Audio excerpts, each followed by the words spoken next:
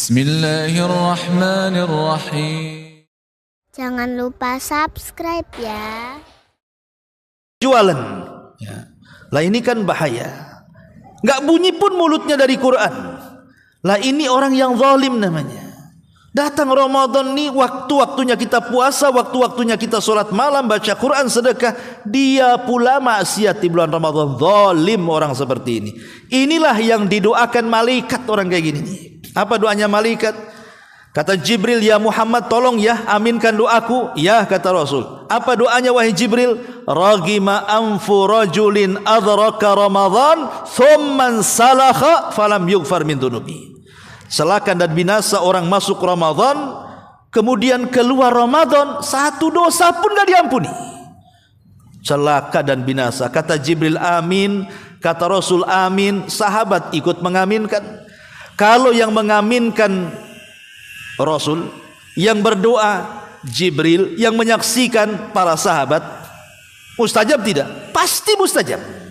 Ini yang pertama. Jangan kita masuk pada kelompok yang pertama ini. Yang kedua, muktasid, wa minhum muktasid kata Allah.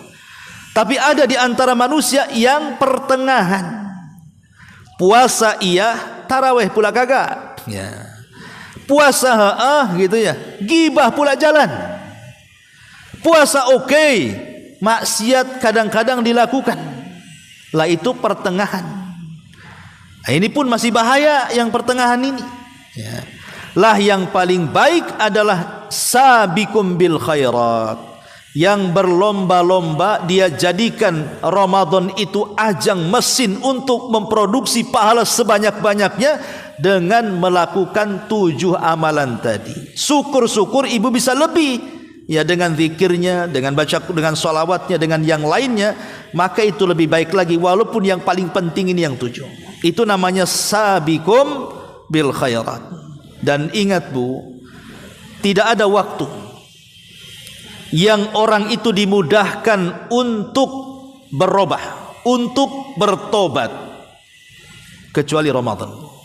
Kita bisa merubah diri di bulan Ramadan. Di luar Ramadan susah kita mau tobat. Tapi di bulan Ramadan itu mudah untuk bertobat, mudah untuk merubah diri. Kenapa demikian? Jangankan kita manusia, alam semesta lo bisa berubah. Karena datang Ramadan itu pintu langit dibuka, pintu sorga dibuka, pintu neraka ditutup, setan pula diikat. Kalau alam semesta berubah, alam sorga berubah, alam neraka berubah, alam setan pun berubah, masa kita alam manusia nggak berubah? Itu gimana ceritanya? Setan aja diikat.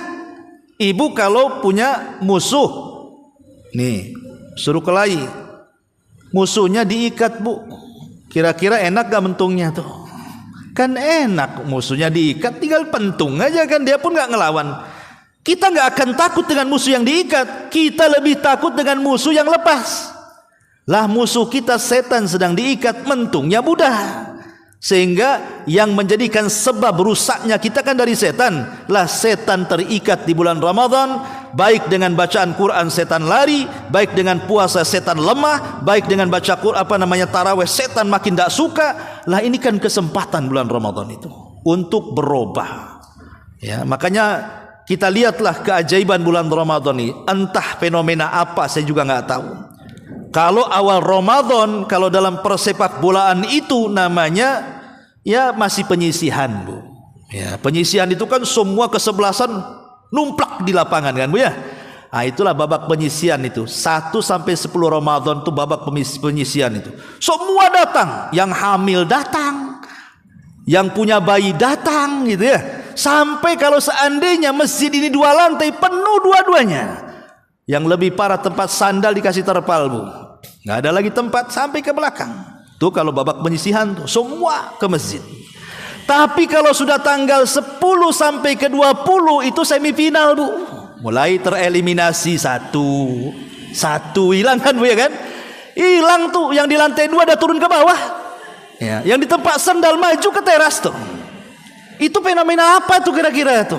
Saya nggak paham juga tuh. Ya, yang biasa baca Quran kencang-kencang di masjid mulai sayup-sayup kedengarnya. Kok tinggal 2 orang nampaknya yang ngaji nih? Kan itu.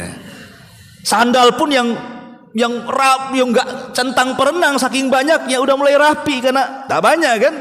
Dengan kata lain, makin tambah kemajuan, makin maju gitu maksudnya. Mungkin ke depan kan itu. Itu kalau sudah semifinal, Bu. Nih kalau sudah final, kan tak banyak lagi, cuman 2 saja kan gitu ya. Lah ini biasanya kalau sudah final itu tanggal 20 sampai tanggal 30 akhir Ramadan tuh. Udah final tuh, Bu. Udah nggak ke masjid lagi, sibuk mau pulang kampung. Kan sibuk tuh. Ini mau boleh apa nih? Sibuk kemudian nyari-nyari toples kan itu ya. Sibuk nyari toples kan itu. Ini harus 20 toples nih satu meja ini, satu kacang, satu keripik, satu ini. Sibuk coba. Tengok gorden pun tak segar kan itu. Ini harus diganti nih. Ya, tengok cat rumah juga tak bisa, harus pink nih warnanya nih. Kan gitu. Jadi sibuk, Bu. Nih kalau 10 akhir Ramadan tuh otaknya itu ke lebaran tuh. Kan aneh yang seperti ini kan. Biasanya kan kalau para ulama salaf 10 akhir Ramadan itu biasanya lebih membludak di masjid. Kita lebih lari di masjid, mall pula yang rame. Nah ini fenomena saya tak paham ya. Boleh jadi mungkin karena kurangnya pengetahuan yang sampai kepada mereka. Ya, kita berhusnudzon saja. Mungkin kalau mereka tahu keutamaan Ramadan tidak akanlah seperti ini. Ya, mudah-mudahan Bu, Ramadan tahun ini ya, karena sepekan lagi ya, kita tidak tahu umur kita apakah sampai ke Ramadan atau tidak. Ya, kita kan hanya berdoa mudah-mudahan kita sampai di bulan Ramadan. Makanya para ulama sering mengatakan Allahumma ballighna Ramadan. Ya Allah, sampaikan hidupku di bulan Ramadan. Ini yang bisa saya sampaikan. Kalau ada yang bertanya silakan.